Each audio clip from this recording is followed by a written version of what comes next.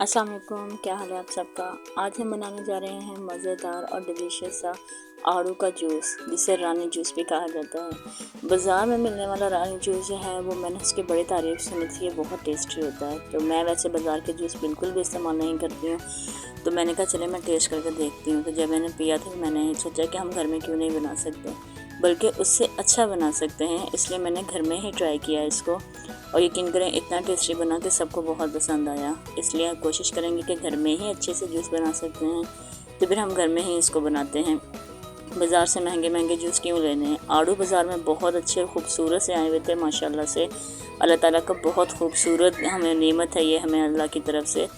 और मैंने तकरीबन 1 किलो आड़ू जो थे वो लिए, और इसमें से जो थोड़े सख्त से थे ना, क्योंकि कुछ आड़ू जो होते हैं वो बिल्कुल सॉफ्ट होते हैं, तो उसको हम जूस के लिए इस्तेमाल करेंगे, और जो थोड़े सख्त होंगे उनको 3 जो आड़ू थे वो मैंने साइड पे कर दिए, जो हम आगे रेसिपी में इस्तेमाल करेंगे। इन सब को जो है वो मैंने पील ऑफ नहीं किया था, तो ऐसे ही कट लगा के हमने उसी बर्तन में इसको डाल देना है जिसमें हमने इसको पकाना है। तो मैंने जो पैन लेना हो या कोई भी कढ़ाई लेनी हो, उसी के अंदर हम इसको काट लेंगे, ताकि इसके अंदर जो हम चीनी वगैरह डालेंगे ना तो वो भी ज़ाया नहीं होगी, इसी पैन में ही रहेगी। सबको मैंने जो है रफली काट लिया था। इन सबको मैंने छिलकों के समेत ही काट लिया था, क्योंकि इसके छिलकों का भी एक जायका होता है और इसके भी एक जो है फ़ायदा होता है।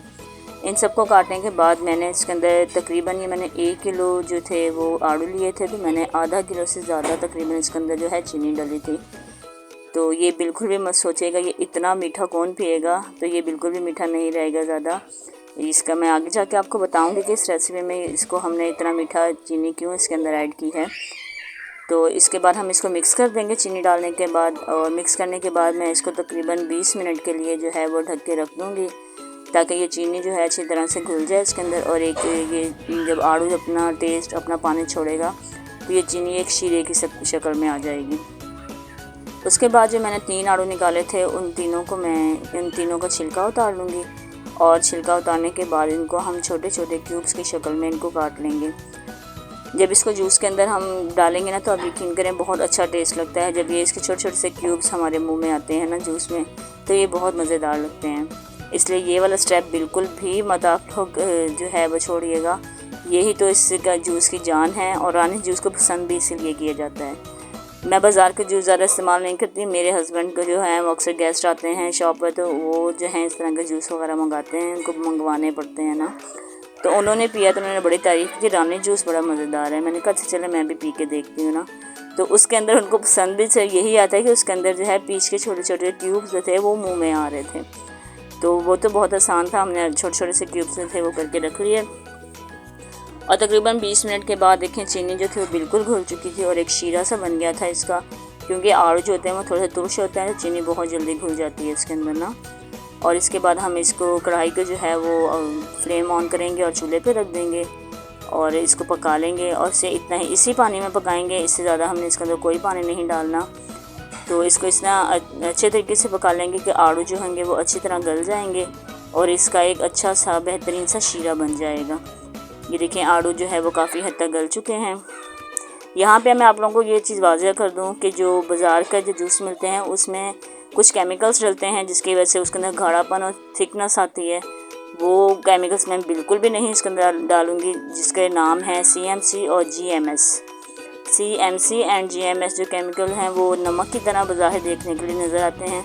वो अगर आप डालना चाहें तो आसानी से बाज़ार से मिल जाएंगे। आप वो छोटी छोटी मतलब कि एक एक चुटकी जो है वो पानी में घोल के इस स्टेज पे आप डाल सकते हैं। लेकिन हम उन केमिकल्स के बगैर ही अपना शीरा बनाएंगे, जूस बनाएंगे, तो इसलिए मैं बाज़ार के केमिकल वगैरह बिल्कुल भी इसके अंदर ऐड नहीं करूँगी। जब इसकी एक धार सी बन गई तो मैंने इसको निकाल दिया और इसको अलग बर्तन में डाल दिया, इसको ठंडा होने के लिए रख दिया। तकरीबन 10 मिनट के बाद ये तकरीबन रूम टेम्परेचर पे आ गया था। तो फिर इसको मैंने जग में डाल के जो है हमने इसको ग्राइंड कर लेना है। अगर थोड़ा सा गर्म है, आपने जल्दी बनाना है, कोई मेहमान वगैरह आए, तो आप जग के नीचे ना थोड़ा सा जो है ठंडा पानी डाल लीजिएगा, और उसके बाद इसको डाल लीजिएगा। फिर इस तरीके से जो गरम गरम मटेरियल डालने से जग ख़राब होते हैं वो बिल्कुल भी नहीं होंगे। इस तरीके से आधा जो है मैं 2 हिस्से में डिवाइड कर दूँगी, और इसको 2 हिस्से में डिवाइड करके इसको हम ग्राइंड कर लेंगे। और ग्राइंड करने के बाद ना हम इसको छाननी के साथ छान लेंगे। क्योंकि इसके हमने छिलके नहीं उतारे थे। उसके अलावा भी इसका जो भी गूदा वगैरह होगा वो आराम से रिमूव हो जाएगा और ये बिल्कुल स्मूथ और सिल्की सा बनेगा और ये बहुत ज़्यादा सॉफ्ट और मज़ेदार सा तैयार हो जाएगा। इसमें बिल्कुल भी कोई लम्स कुछ भी नहीं इसके अंदर आएंगे। इसके अंदर थोड़ा थोड़ा हम ठंडा पानी डालते जाएंगे और इसको हिलाते जाएंगे और ये आसानी से जो है वो छाना जाएगा। और इसको छान के जो है हम अच्छे तरीके से छान लेंगे और इसको छानने के बाद जो होगा हम इसको स्टोर कर सकते हैं बोतल में डाल के और तकरीबन आप जितने दिन मर्ज़ी इसको फ्रीज़ करके रख लें। और जब भी घर में कोई आए एक गिलास में ज़रा सारी बर्फ़ डालें, थोड़ा सा ये डालें और ठंडा पानी डालें। आपको चीनी वगैरह डालने की भी ज़रूरत नहीं पड़ेगी और ये बहुत मज़ेदार सा जूस तैयार हो जाएगा। ये देखिए इसका गूदा सारा अलग हो गया है। अब ये बिल्कुल सॉफ्ट और सिल्की सा हो गया था। इसके अंदर कुछ भी ऐसा मतलब कि लम्स वगैरह कुछ भी नहीं आएंगे, ना कोई छिलके वगैरह इसके अंदर नहीं आएंगे। और इन सबको हम रिमूव कर लेंगे और इसको हम फेंक देंगे, इसको इस्तेमाल नहीं करेंगे। इस तरीके से हमारा बहुत मज़ेदार सा जो है वो आड़ू का जूस तैयार हो चुका है।